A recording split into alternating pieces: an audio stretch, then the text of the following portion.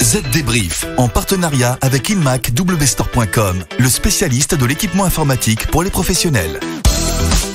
Bonjour à tous, nous voici de retour avec Estelle pour votre nouvel épisode du Z Débrief, consacré toujours à la transformation numérique. Salut David, salut à tous. Alors au programme cette semaine, le Just Walkout en français, vous n'avez juste qu'à sortir, le nouveau système de paiement sans caisse d'Amazon qui va être proposé aux géants de la grande distribution. On parlera aussi de la mise en place d'une blockchain pour assurer la traçabilité des fruits de mer. Il sera aussi question d'Avast, le célèbre éditeur d'antivirus, qui tente de faire face à une importante faille de sécurité. Enfin, nos deux dernières parties seront consacrées aux effets du coronavirus sur le télétravail et sur la manière de bien nettoyer son smartphone pour éviter la propagation de la maladie. Le Z Débrief, c'est parti. Les dernières infos. Donc, pour commencer, on le savait, le métier de caissier en supermarché vit ces dernières années. Et un gros clou vient d'être ajouté au cercueil de cette profession. Amazon va commercialiser auprès des grandes surfaces son service Just Walkout en français. Vous n'avez juste qu'à sortir. Ce service, déjà en production dans les magasins d'Amazon aux États-Unis, permet aux clients de faire leurs courses sans passer en caisse. Lorsqu'ils sortent du magasin, leur carte de crédit est débitée du montant des achats, tout simplement. Fini donc les files d'attente, le tout grâce à des capteurs sur les produits. Et si les clients veulent tout de même un reçu, il arrive directement sur leur smartphone. Ok, bon, ça a l'air pratique comme ça, mais question captation de données, le consommateur se retrouve tout nu face au monde de la grande distribution. Effectivement, mais une fois ce système Just Walkout déployé dans un magasin, Amazon assure qu'il ne recueillera que les données nécessaires pour fournir aux clients un reçu précis.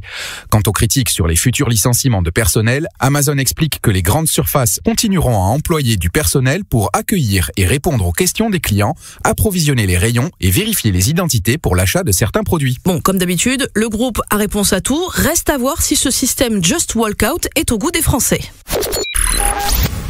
Toujours au chapitre des inventions technologiques, on parle maintenant fruits de mer. Et oui, parce qu'on le sait, les consommateurs sont de plus en plus préoccupés par la provenance de leurs aliments et de la façon dont ils ont été traités jusqu'à leur assiette. Les autorités sont également plus exigeantes et demandent des informations précises, instantanées et complètes sur les produits alimentaires. Encore plus quand il s'agit de produits vivants, comme les huîtres et les homards. Et bien désormais, ces produits et leur historique vont être stockés sur une blockchain mise en place par l'entreprise norvégienne Seafood Chain. Ainsi, via un QR code, chacun pourra connaître les conditions de capture et de pêche, l'histoire de l'ADN des œufs de poisson dans une écloserie, en passant par le cycle de reproduction, l'alimentation, les conditions environnementales ou encore la récolte, la transformation et la distribution. Le système va permettre de saisir et de surveiller les données de tous les maillons de la chaîne d'approvisionnement, celles fournies via une application par le pêcheur par exemple, ou le responsable d'une usine de production d'œufs de poisson. De quoi assurer la transparence et permettre aux partenaires et aux clients de la chaîne d'approvisionnement de faire des choix basés sur l'authenticité, la qualité et la durabilité des produits, tout comme de se conformer facilement aux réglementations. En même temps, j'ai du mal à imaginer un QR code sur une huître. Bon, à suivre.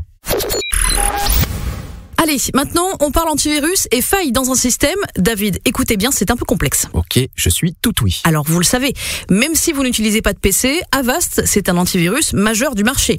Eh bien, Avast vient d'annoncer avoir totalement désactivé son moteur JavaScript. Pourquoi, me direz-vous?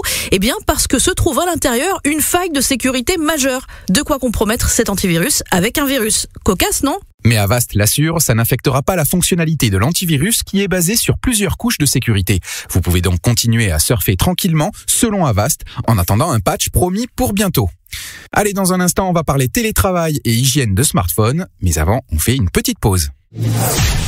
Vous passez trop de temps à gérer votre matériel informatique? InmacWstore Location simplifie la gestion de votre parc. Concentrez-vous sur votre activité. InmacWstore Location s'occupe de vos équipements informatiques et vous propose des solutions sur mesure, tout inclus et évolutives en fonction de vos besoins. Rendez-vous sur le site InmacWstore.com. Le chiffre marché. Allez, parlons maintenant télétravail. À partir de lundi prochain, avec la fermeture des écoles en France pour cause de coronavirus, ce sera le régime professionnel de nombre d'entre nous. Eh bien, une étude récente montre que les Français y sont déjà habitués, pour une partie d'entre eux en tout cas. Après la grève contre la réforme des retraites et l'épidémie de coronavirus en cours, on apprend que 36% des Français n'y seraient pas opposés dans leur quotidien. Oui, mais pas dans n'importe quelles conditions.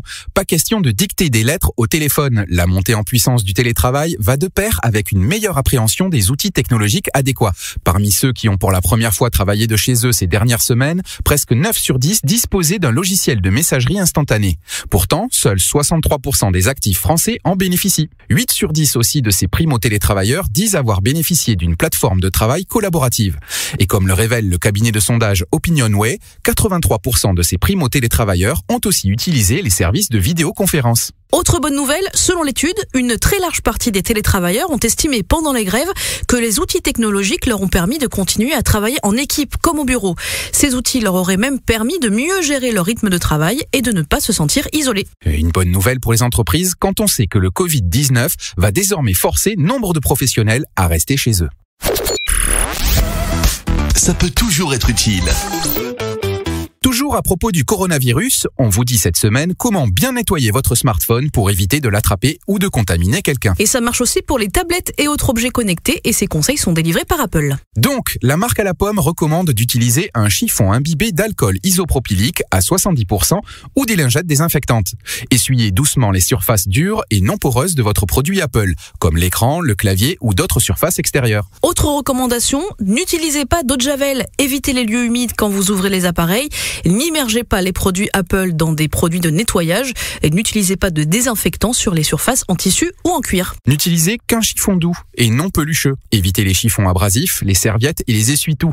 Évitez aussi d'essuyer de manière excessive. Et n'oubliez pas de débrancher toutes les sources d'alimentation externes quand vous nettoyez les appareils. Enfin, n'utilisez pas d'aérosol, ne pas vaporiser non plus de nettoyant directement sur l'objet. Le Z Débrief, c'est terminé pour cette semaine. On se retrouve dans 7 jours et d'ici là, rendez-vous sur zdnet.fr pour de nouvelles news. À la semaine prochaine. Bye bye. Z Débrief, en partenariat avec InmacWstore.com, le spécialiste de l'équipement informatique pour les professionnels.